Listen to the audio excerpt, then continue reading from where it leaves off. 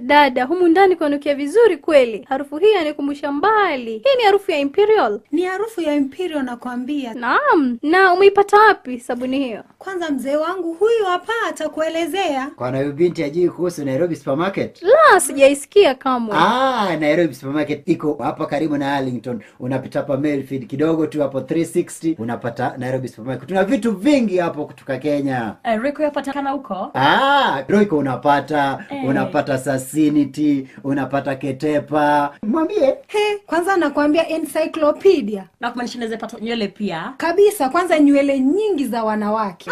Sema Raibina, Lucozade, chochote ambacho unataka. Nataka sunlight, nataka soda, utapata. Nataka unga ugali pia, nataka vitu vingi. Hata encyclopedia ya Ekebusi na soya beans zote zipo. Nairobi Supermarket ambayo ipo Arlington karibu na Mayfield na Highway 360 inauza bidhaa hivi vote, kwa hivyo fika. Dunia iko vile vile, milima makundi na mito iko pale pale. Dunia iko vile vile, milima makundi na mito iko pale pale. Wapenzi watazamaji na wasikilizaji wa Abagusi Global Radio, kwa majina naitwa Milly K. Kelly, na waomba mnisaidie kwa kusubscribe to my channel Milly K. Kelly. Mbarikiwe kwa sana. Hey, what's up everyone? My name's Alfax Nyibuto. This is Abagusi Global Radio 2021. We are here and we are going round and about video, photo, audio, anything it is in the media field. Abagusi Global Radio. You already see us. We are out here working all the time, 24 hours a day, 7 days a week. We're out here anywhere in the DFW area, Kenya, anywhere in Kenya. You call us, Abagusi Global Radio. We're here to save the day. Video, audio, photo. Call us 214-489-5885. Abagusi Global Radio. Right, nilikuwa nasema kwamba tulikuwa katika ukurasa wa kwanza wa The Standard ambapo tunaangalia yale yaliyomo. Nikiona hapa naona kwamba wafanyakazi wa umma pamoja na walimu wameanza kusema kwamba kutakuwa na mgomo iwapo hawatapatiwa hela zile zao ambazo ni karibu bilioni 83. Hayo ni katika ukurasa wa 6. Ukurasa wa 10 tutaangalia kwamba the Matiang'i factor, Uhuru succession. Kuna wale baadhi ya viongozi wanasema kwamba Matiang'i tosha, kwamba yeye anatosha kurithi ule uongozi kutoka kwa Rais Muigai Kenyatta. Hayo tutaangazia katika ukurasa wa 10.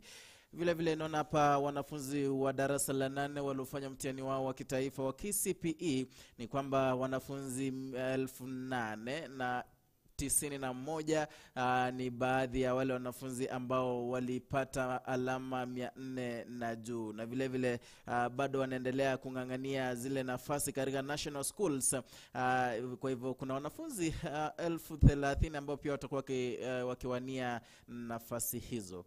Vile vile KQ tunaangalia hapa airlines, wanasema kwamba CEO ama mkurugenzi mkuu hapo wamesema kwamba analipwa pesa milioni 40.5, ambayo ni chini kidogo ya yule ambaye alikuwa mkurugenzi mkuu wa awali aliyekuwa analipwa milioni 40.06. Naam, kwanza wa sasa hivi naona ako juu kidogo, ambao ni ongezeko. Vile vile tunamuona nani hapa?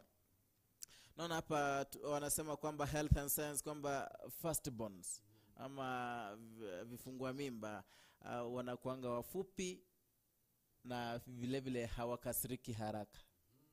Kwa hivyo wanasema kwamba vitinda mimba right. Naona vile vile hapa unwanted. Kuna wale watoto ambao wanazaliwa kutokana na bwana na bibi wenye ni kutoka tuseme familia moja, incest.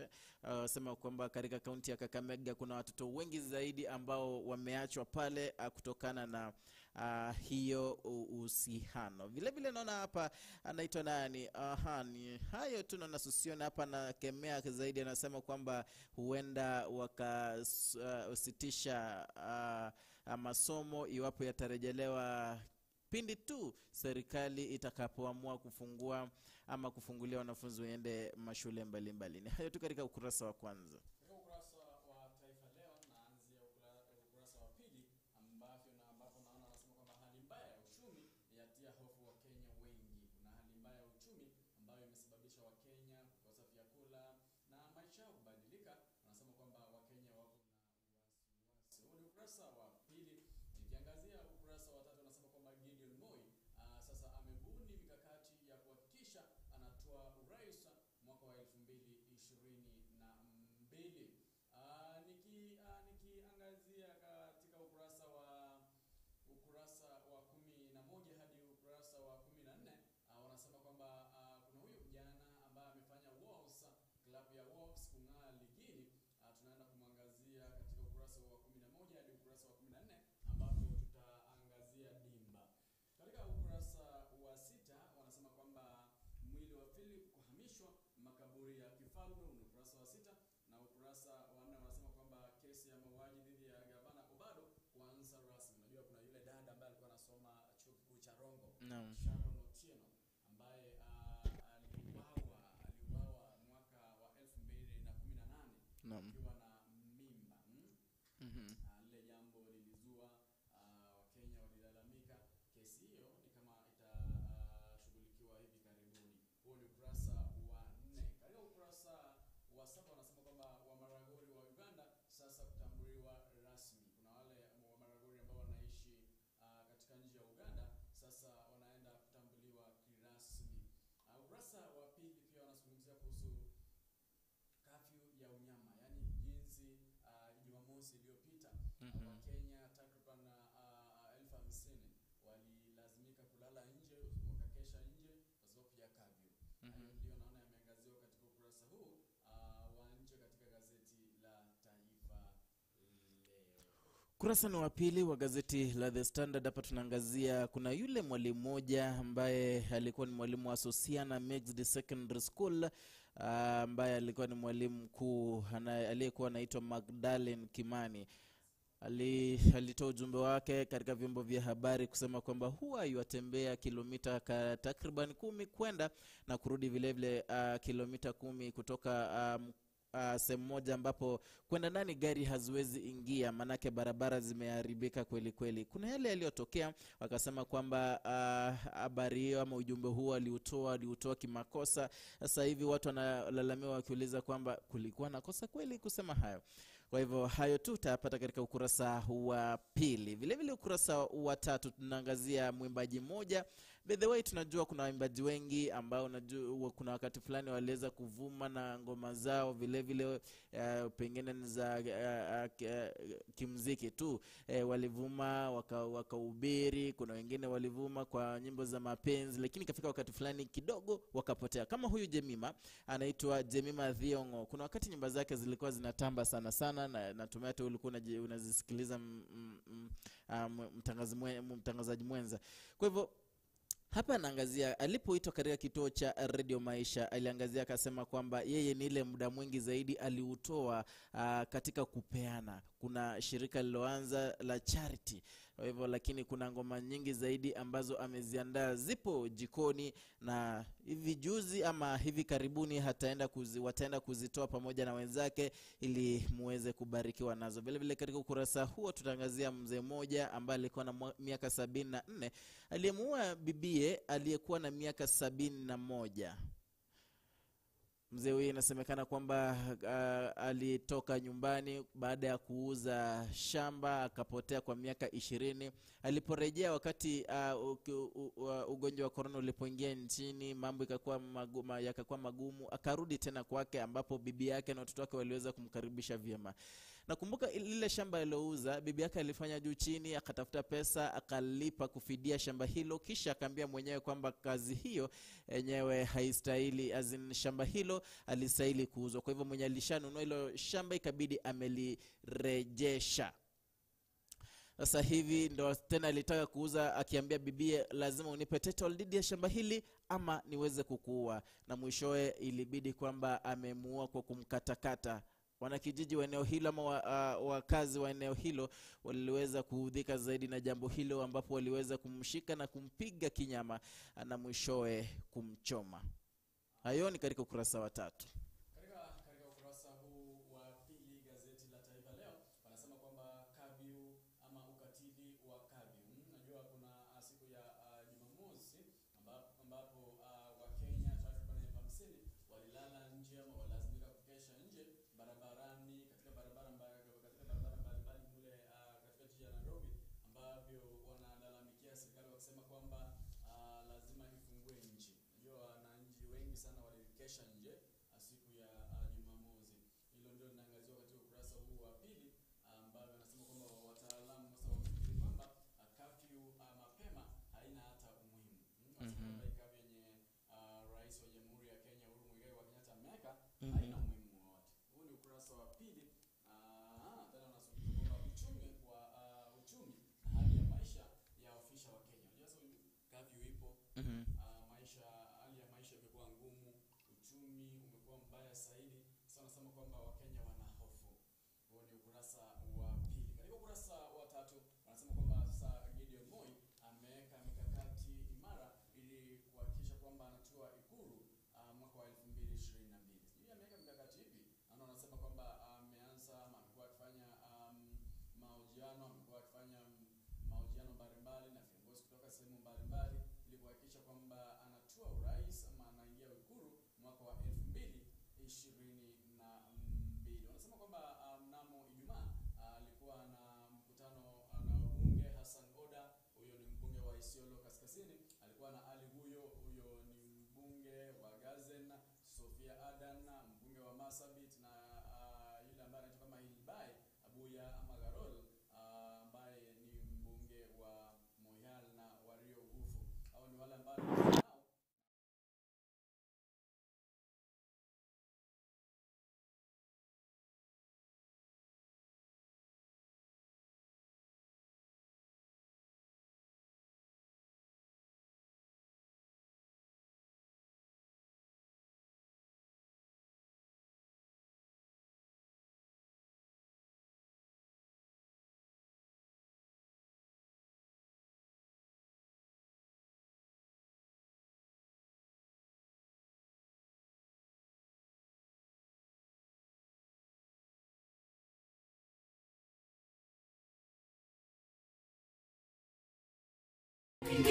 wa hekima na maarifa yake, tumsifu Mungu kwa huruma zake kuu alizotumiminia sisi katika mwanawe mpendwa ndani yake.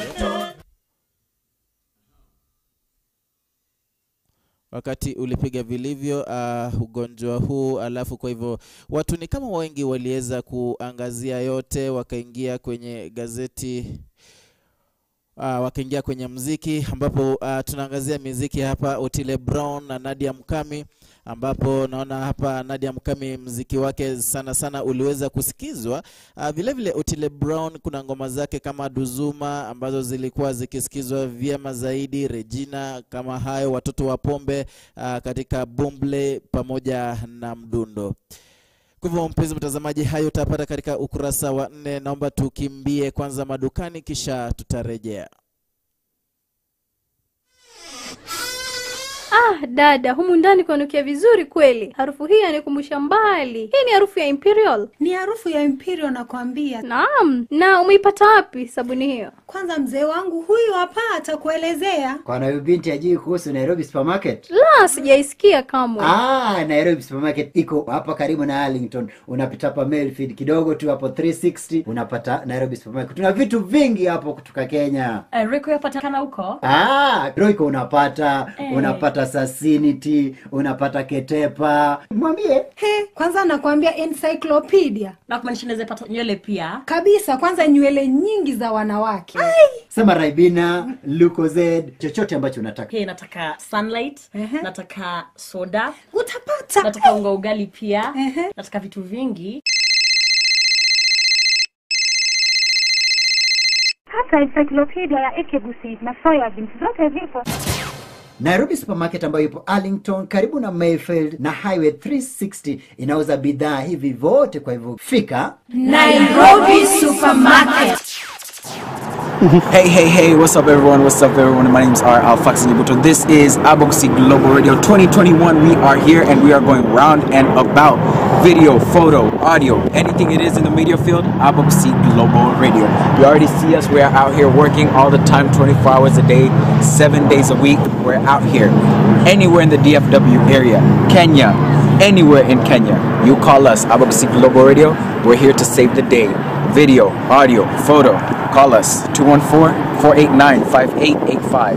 Aboxy Global Radio.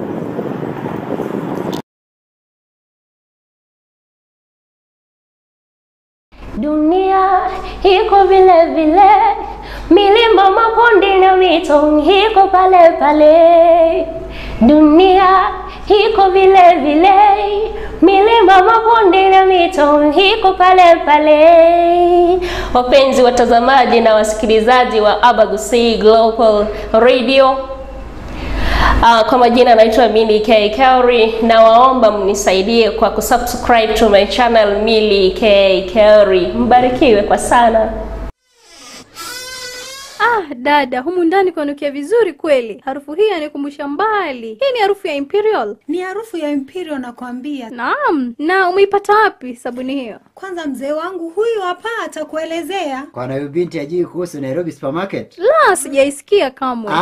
Nairobi Supermarket iko hapa karibu na Arlington. Unapita hapa Mayfield kidogo tu hapo 360 unapata Nairobi Supermarket. Tuna vitu vingi hapo kutoka Kenya. Royco yapatikana huko? Royco unapata Magazetini, unapata Ketepa. Mwambie. Kwanza nakwambia encyclopedia. Na kumaanisha naweza pata nywele pia. Kabisa, kwanza nywele nyingi za wanawake. Sema Raibina, Lucozade, chochote ambacho unataka. Nataka sunlight, nataka soda. Utapata. Nataka unga ugali pia. Nataka vitu vingi. Hata encyclopedia ya Ekebusi na soya beans zote zipo. Nairobi Supermarket ambayo ipo Arlington karibu na Mayfield na Highway 360 inauza bidhaa hivi vote, kwa hivyo fika Nairobi Supermarket. Hey, what's up everyone? My name's Fox Nibuto. This is Aboxy Global Radio 2021. We are here and we are going round and about video, photo, audio, anything it is in the media field, Aboxy Global Radio. You already see us. We are out here working all the time, 24 hours a day, 7 days a week. We're out here anywhere in the DFW area, Kenya, anywhere in Kenya. You call us, Aboxy Global Radio. We're here to save the day. Video, audio, photo. Call us 214-489-5885. Aboxy Global Radio. Dunia iko vile vile, milima, mabonde na mito iko pale pale. Dunia iko vile vile, milima, mabonde na mito iko pale pale. Wapenzi watazamaji na wasikilizaji wa Aboxy Global Radio, kwa majina naitwa Milly K. Kelly, na waomba mnisaidie kwa kusubscribe to my channel Milly K. Kelly. Mbarikiwe kwa sana. Dada, humu ndani kwanukia vizuri kweli. Dada, humu ndani kwanukia vizuri kweli. Dada, humu ndani kwanukia vizuri kweli. Harufu hii yanikumbusha mbali. Hii ni harufu ya Imperial. Ni harufu ya Imperial nakwambia. Naam. Na umeipata wapi sabuni hiyo? Kwanza mzee wangu huyu hapa atakuelezea. Kwa na binti ajui kuhusu Nairobi Supermarket? La, sijaisikia kamwe. Nairobi Supermarket iko hapa karibu na Arlington. Unapita hapa Mayfield kidogo tu hapo 360 unapata Nairobi Supermarket. Tuna vitu vingi hapo kutoka Kenya. Royco yapatikana huko? Royco unapata Magazetini, unapata Ketepa. Mwambie. Kwanza nakwambia encyclopedia. Na kumaanisha naweza pata nywele pia. Kabisa, kwanza nywele nyingi za wanawake. Sema Raibina, Lucozade, chochote ambacho unataka. Nataka sunlight, nataka soda. Utapata. Nataka unga ugali pia. Nataka vitu vingi. Hata encyclopedia ya Ekebusi na soya beans zote zipo. Nairobi Supermarket ambayo ipo Arlington karibu na Mayfield na Highway 360 inauza bidhaa hivi vote, kwa hivyo fika Nairobi Supermarket. Katika ukurasa huu wa 4 katika gazeti la Taifa leo naona naangazia habari za kaunti mbalimbali humu mjini, ambapo wanasema kwamba unajua Ramadhani inaendelea. Wanasema kwamba Waislamu kuna ratiba ya kufuata siku ya leo, siku ya Jumatatu. Wanasema kwamba tuwafunze watoto wetu kujaribu ibada ya saumu wakiwa wangali wadogo. Yaani tuwafunze watoto wadogo nidhamu nzuri, wamfuate Mungu, ndio wawe wakiwa na nidhamu, wakiwa na ile njia ambayo wanakuwa wakimja Mungu. Katika ukurasa wa 4 pia wanasema kwamba Sharon ambaye alikuwa mpenziwe gavana Obado wa Migori alipatwa ameuawa akikatili Septemba 3 mwaka wa 2018. Tukiwa madukani tunarejea. Dada, humu ndani kwanukia vizuri kweli. Harufu hii yanikumbusha mbali. Hii ni harufu ya Imperial. Ni harufu ya Imperial nakwambia. Naam, na umeipata wapi sabuni hiyo? Kwanza mzee wangu huyu hapa atakuelezea. Kwa na binti ajui kuhusu Nairobi Supermarket? La, sijaisikia kamwe. Nairobi Supermarket iko hapa karibu na Arlington. Unapita hapa Mayfield kidogo tu hapo 360 unapata Nairobi Supermarket. Tuna vitu vingi hapo kutoka Kenya. Royco yapatikana huko? Royco unapata Sasinity, unapata Ketepa. Mwambie. Kwanza nakwambia encyclopedia. Na kumaanisha naweza pata nywele pia? Kabisa, kwanza nywele nyingi za wanawake. Sema Raibina, Lucozade, chochote ambacho unataka. Nataka sunlight, nataka soda. Utapata. Nataka unga ugali pia. Nataka vitu vingi. Hata encyclopedia ya Ekebusi na soya beans zote zipo. Nairobi Supermarket ambayo ipo Arlington karibu na Mayfield na Highway 360 inauza bidhaa hivi vote, kwa hivyo fika Nairobi Supermarket. Dada, humu ndani kwanukia vizuri kweli. Harufu hii yanikumbusha mbali. Hii ni harufu ya Imperial. Ni harufu ya Imperial nakwambia. Naam, na umeipata wapi sabuni hiyo? Kwanza mzee wangu huyu hapa atakuelezea. Kwa na binti ajui kuhusu Nairobi Supermarket? La, sijaisikia kamwe. Nairobi Supermarket iko hapa karibu na Arlington. Unapita hapa Mayfield kidogo tu hapo 360 unapata Nairobi Supermarket. Tuna vitu vingi hapo kutoka Kenya. Royco yapatikana huko? Royco unapata Sasinity, unapata Ketepa. Mwambie. Kwanza nakwambia encyclopedia. Na kumaanisha naweza pata nywele pia? Kabisa, kwanza nywele nyingi za wanawake. Sema Raibina, Lucozade, chochote ambacho unataka. Nataka sunlight, nataka soda. Utapata. Nataka unga ugali pia. Nataka vitu vingi. Hata encyclopedia ya Ekebusi na soya beans zote zipo. Nairobi Supermarket ambayo ipo Arlington karibu na Mayfield na Highway 360 inauza bidhaa hivi vote, kwa hivyo fika Nairobi Supermarket.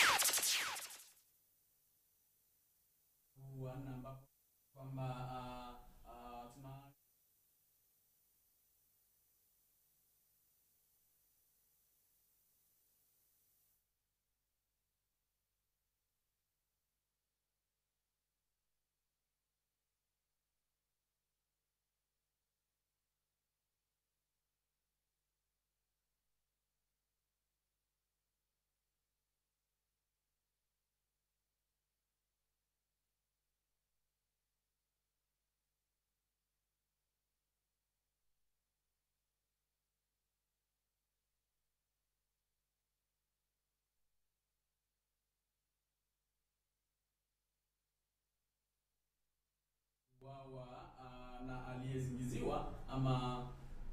aliyezingiziwa mauaji hayo alikuwa gavana wa Migori bwana Okoth Obado. Kesi hiyo ni kama imerejeshwa na itaenda kusikizwa hivi karibuni. Wakazi waonywa kuhusu madai bandia ya fidia. Huo hapo ni katika kaunti ya Tana River. Katika kaunti ya Eldoret wanasema kwamba kuna hofu ya kupata nafasi ya kidato cha kwanza. Hapo ni katika kaunti ya Eldoret. Turkana wanasema kwamba wawekezaji sasa wakimbilia kaunti hiyo ya Turkana. Hizo ni habari za kaunti mbalimbali ambapo zimeangaziwa katika ukurasa huu wa 4 na ukurasa wa 5 gazeti la Taifa Leo.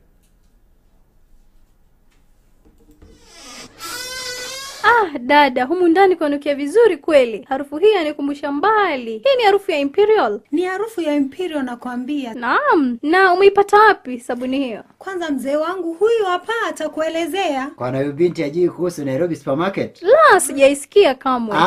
Nairobi Supermarket iko hapa karibu na Arlington. Unapita hapa Melfield kidogo tu hapo 360 unapata Nairobi Supermarket. Tuna vitu vingi hapo kutoka Kenya. Royco yapatikana huko? Royco unapata, unapata Sasinity, unapata Ketepa. Mwambie. Kwanza nakwambia encyclopedia. Na kumaanisha naweza pata nywele pia? Kabisa, kwanza nywele nyingi za wanawake. Sema Raibina, Lucozade, chochote ambacho unataka. Nataka sunlight, nataka soda. Utapata. Nataka unga ugali pia. Nataka vitu vingi. Hata encyclopedia ya Ekebusi na soya beans zote zipo. Nairobi Supermarket ambayo ipo Arlington karibu na Mayfield na Highway 360 inauza bidhaa hivi vote, kwa hivyo fika Nairobi Supermarket.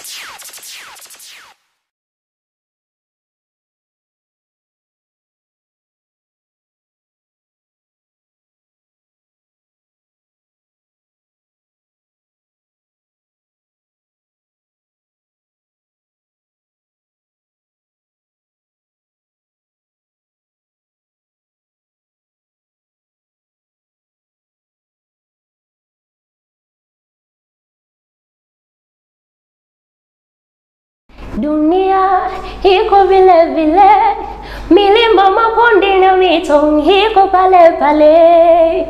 Dunia iko vile vile, milima, mabonde na mito iko pale pale.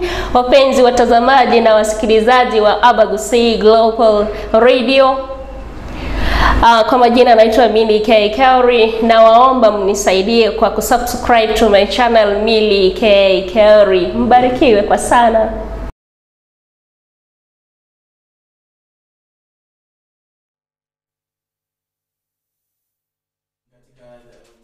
Taifa Leo gazeti. Tuende katika ukurasa wa 6 wa gazeti letu la The Standard ambapo tunaangalia hapa kwamba walimu pamoja na wafanyakazi wa umma wameanza kutoa onyo lao kusema kwamba wataenda katika mgomo iwapo hawatapatiwa pesa zao.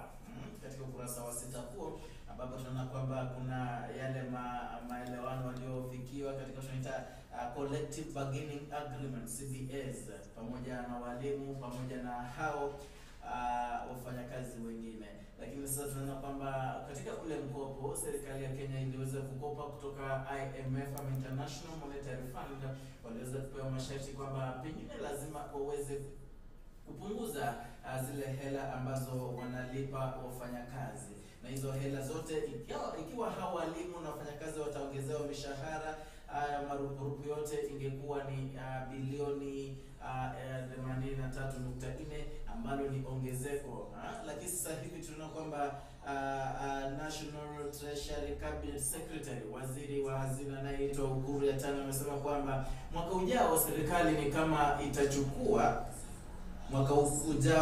serikali itatumia bilioni 42 katika uchaguzi mkuu. Kwa hivyo hela ni kama hazipo. Ndio hapo sasa tunapata walimu, wafanyakazi wameanza kusema kwamba ni kama watenda mgomo ili waweze kulilia haki zao ambazo wamekuwa wakiambiwa kwa muda sasa. Vile vile katika ukurasa wa 7 tunaangalia kiongozi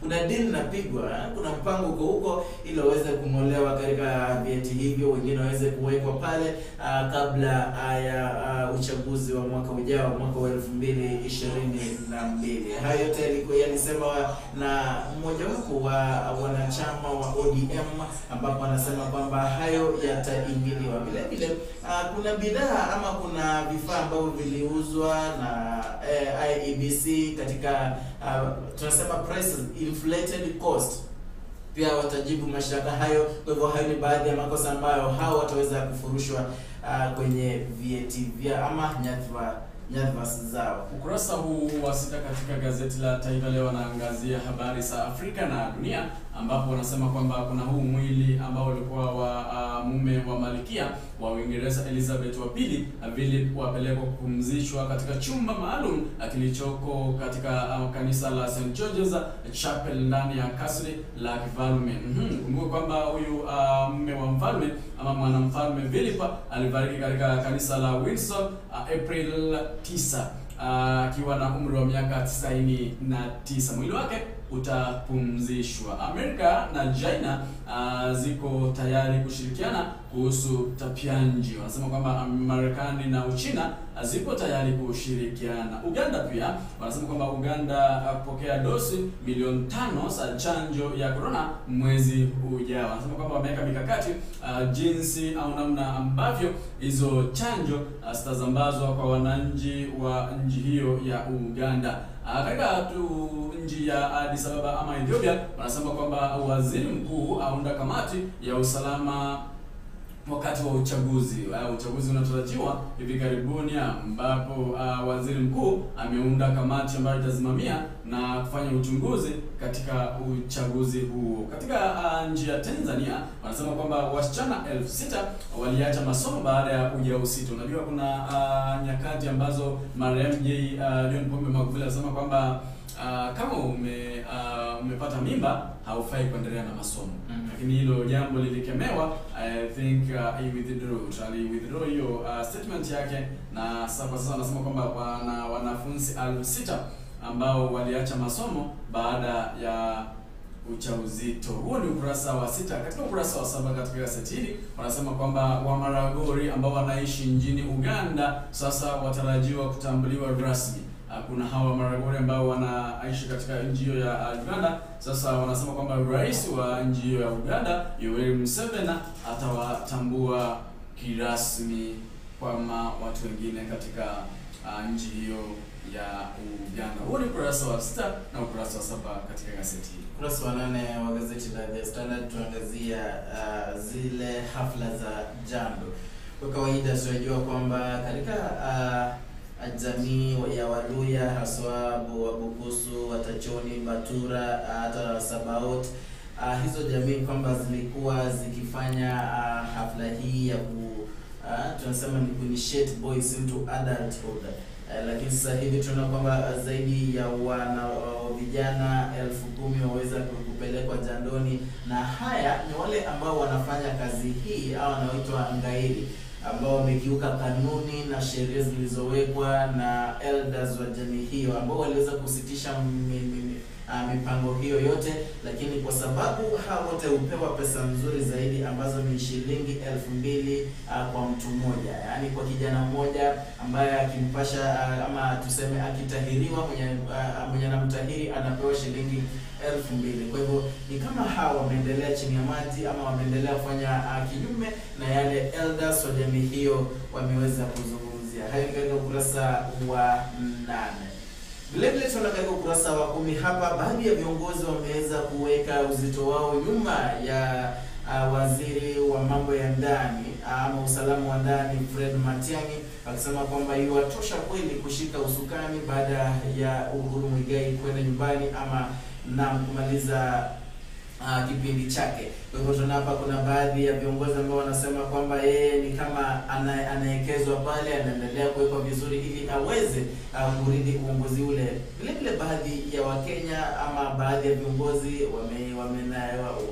wameenda kinyume na mtazamo huo, akisema kwamba Matiang'i hajaweza kweli na hawezi fikia kile kipimo ambacho kinastahili mtu kufika ama yeyote ambaye anawania urais kufika. Hayo utayapata katika ukurasa huo wa 10. Katika ukurasa wa 8 gazeti la Taifa Leo wanasema kwamba unyama wa polisi si dawa ya corona. Zile vitendo ambavyo polisi wawafanyia wananchi, wanasema kwamba sio dawa ya corona. Wanasema kwamba serikali irejeshe shule wale ambao waliokosa mitihani. Huko Kenya kuna wanafunzi wengi sana ambao walikosa mitihani ya kidato cha 4 na pia mtihani wa darasa la 8. Sasa serikali inahimizwa kwamba wale ambao walikosa mitihani hiyo warejeshwe shuleni. Katika ukurasa huu pia anasema kwamba matokeo ya mtihani wa KCPE mwa darasa 8 yanazua maswali kadhaa. Kuna maswali ambayo yameibuka kutokana na matokeo ya mtihani hiyo ya darasa la 8. Katika ukurasa wa 9 nasema kuna mhubiri mmoja ambaye awataka pata barua ya mwaliko. Kuna mhubiri mmoja alikasirika sana kwa kutopata barua ya mwaliko katika hafla moja. Na ukurasa huu wa 9 bado anasema kwamba katika kaunti ya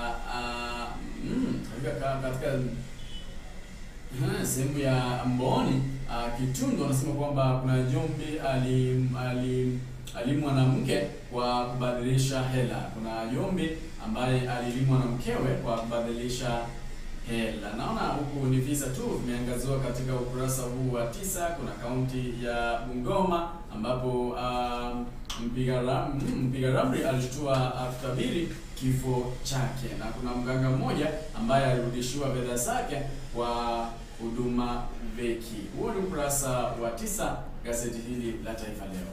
Naam, katika ukurasa wa 10 hapa kuna yale ambayo sikuiangazia, ambapo kuna kijana mmoja alitumwa na wazazi wake kwenda kuweka sim charging kwa nyumba ya babu yake. Alipofika pale, mtoto huyo kutoka siku ya Jumamosi akaenda missing, yani hakupatikana tena. Jina lake alikuwa Paul Mwanzia, ambaye aliweza kupotea hapo siku ya Jumamosi, lakini kufikia siku ya jana ambayo ni Jumapili, mwili wake kulingana na taarifa iliyotolewa na Deputy OSPD Mudhinyaga hapo jana, alisema kwamba mwili wa kijana huu uliweza kupatikana kwenye shamba la jirani. Vimo vingine ama viungo vingine havipo, na kwamba alikuwa ameaga dunia. Hayo ni katika ukurasa huo, na vile vile sawa wasema kwamba uchunguzi ushaanzishwa ili kugundua kiini cha kitendo hicho. Vile katika ukurasa huo tunaona kuna DJ hapa ambaye ameweza kuzuiliwa na atafikishwa mahakamani leo kwa sababu ya kwa tuhuma za rape. Ana amezidi kwa kuwabaka wasichana. DJ huyu kutoka kaunti ya Nyeri amesemekana kwamba alikuwa ana post kazi kwenye social media. Kutokana na investigation officer ama CIO Moki Kasioki amesema kwamba kuna wanawake 6 ambao walilalama kuhusiana na huyu DJ ambaye alikuwa akiposti kazi pale mtandaoni, kisha hawa wanawake wanasema mimi nahitaji hiyo kazi. Kwa hivyo wakizungumza wanaambiwa kuja interview mahali fulani, kisha fika pale ndo hapo wanafanywa unyama ule, inabidi kwamba kufanya ngono na DJ huyu. Kwa hivyo atafikishwa mahakamani leo ili kesi hiyo iweze kusikizwa. Vile vile katika ukurasa wa 12 wazazi sasa wanaendelea kupigania nafasi za shule za national ama shule za kitaifa, ambao watoto wao waliweza kufanya mtihani wao wa kitaifa wa KCPE mwaka jana. Kutokana na matokeo yaliyotangazwa, kuna wanafunzi wachache zaidi kulingana na miaka mingine ambao waliweza kuhitimu alama 400 na zaidi, na kwa kawaida unajua wale wanafunzi ambao huhitimu alama 400 zaidi pengine ndo uhitwa ama uinvitiwa kwenye hizi shule za kitaifa. Kwa hivyo sasa hivi wanafunzi ambao waliweza kuhitimu ama waliweza kufikisha maki 400 ni wanafunzi 891 ambao wanahitajika sasa hivi ni wanafunzi 30. Kwa hivyo wazazi sasa hivi wameanza kupigania nafasi hizo, pengine huenda mambo yakawa mazuri wakapata nafasi hizo, ambao uchaguzi huo utafanyika Mei tarehe 28. Hayo ni katika ukurasa wa 12. Katika ukurasa huu wa 10 gazeti la Taifa Leo wanasema kwamba ni vyema na ni vizuri naibu rais William Samoei Ruto amejua ukweli. Amesema anajua kuna wakati ambapo alikuwa anafanya mahojiano katika kituo kimoja cha runinga nchini Kenya. Ruto alisema kwamba uhusiano wake na wa rais hauendani, ni kama kuna uhusiano huo umeingia doa. Wanasema kwamba ni ukweli. Ruto amesema na amejua ukweli. Wanasema kwamba yawezekana tume ya NCIC imelemewa na majukumu yake kwa sababu chinzi ambavyo inaiendesha jukumu lake si vyema. Huu ni ukurasa wa 10 ambapo anasema kwamba nchi ya Kenya na nchi ya Marekani na nchi ya US wanashauriana. Mtoto wa kiume amepuuzwa, ndio maana wanasema kwamba katika mtihani ambao ulitokea hivi majuzi, mtihani wa darasa la 8, wasichana waliwabwaga wavulana katika mtihani. Wanasema kwamba mtoto wa kiume amepuuzwa katika jamii zetu. Hayo ndio yameangaziwa katika ukurasa huu wa 10, na ukurasa wa 11 ni kama nitaingia dimba, ambapo nilikujuza kwamba kuna huyu kijana ambaye anaitwa kama Fitna. Huyu ni kijana ambaye ni mshambuliaji matata ambaye anasema kwamba anacheza katika timu ya klabu ya Wolves. Huyu ni kijana ambaye alizaliwa tarehe 13 mwaka wa 2000. Fitna ndiye mshambuliaji hatari. Huu ni ukurasa wa 10 na ukurasa wa 11. Na katika ukurasa wa 14 hapa tunaangazia wazazi ambao wameanza kutia hofu zaidi. Manake wanaona kwamba ikiwa hii holiday ambao wamepewa wanafunzi hawa na watoto wao itakuwa refu zaidi kama mwaka jana, wanaona kwamba kuna huenda pengine yale ambao wanafunzi hawa na watoto wao waliatenda mwaka jana yakarejelewa. Na vile vile tukiangazia nyuma kidogo, mwaka jana kulingana na huu ugonjwa wa COVID-19, mengi yaliweza kutokea. Wanafunzi wa kike wengi waliweza kushika mimba, vile vile wale wengine kujiingiza kwenye madawa ya kulevya, vile vile na uuzaji wa madawa haya. Kwa hivyo sasa hivi pia wanaogopa zaidi, manake ikiwa hii holiday itakuwa refu zaidi, huenda haya yakajirudia tena na maisha ya watoto wao kuwa hatarini. Hayo ni katika ukurasa wa 14. Ukurasa wa 15 hapa tunaangalia ukurasa wa 5, sijaona jambo la kutufaidi kweli. Twende ukurasa wa 16 ambapo naona hapo wanaangazia Kafyu. Kafyu ukiangalia ni Kafyu ya Unyama. Jinsi mwenzangu ashasema kutokana na gazeti lake la Taifa Leo kwamba ilikuwa juzi. Naam, kwa hivyo hapa watu wanauliza kwamba inakuwaje, manake ikifika pale saa 2 haswa katika jiji la Nairobi kuna wengine wengi zaidi ambao hujipata kwamba wako stranded pale kwenye streets sababu washapigwa na kafyu, msongamano wa magari.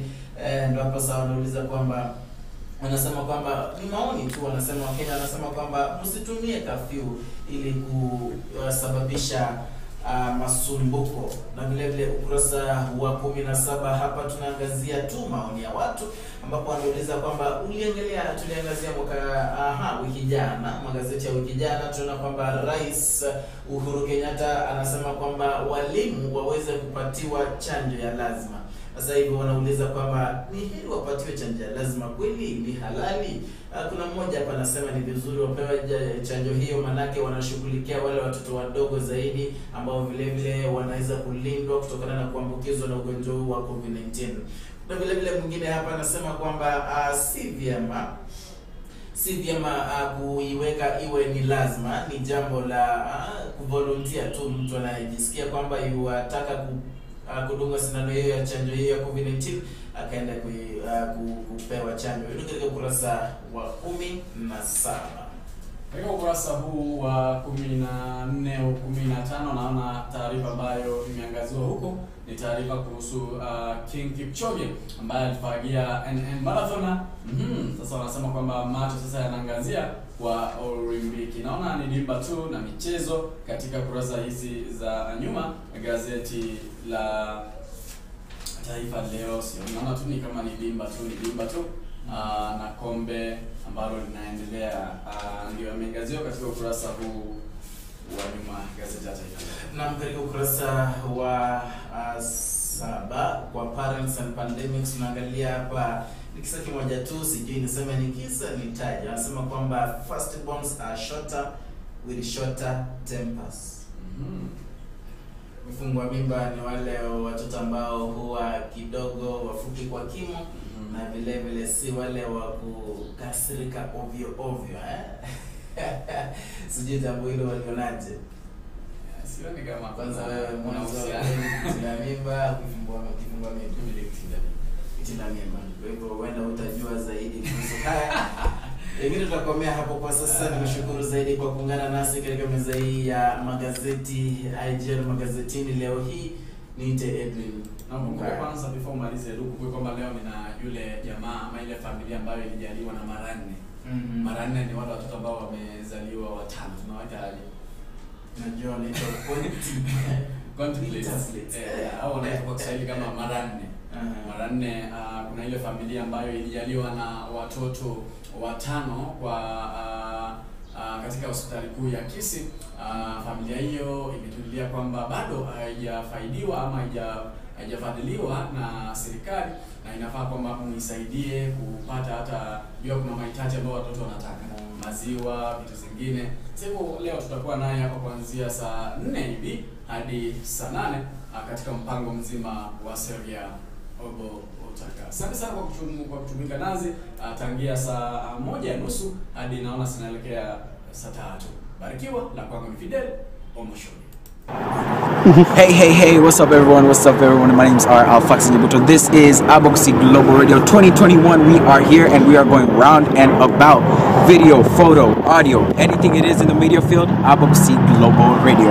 You already see us. We are out here working all the time, 24 hours a day, 7 days a week. We're out here anywhere in the DFW area, Kenya, anywhere.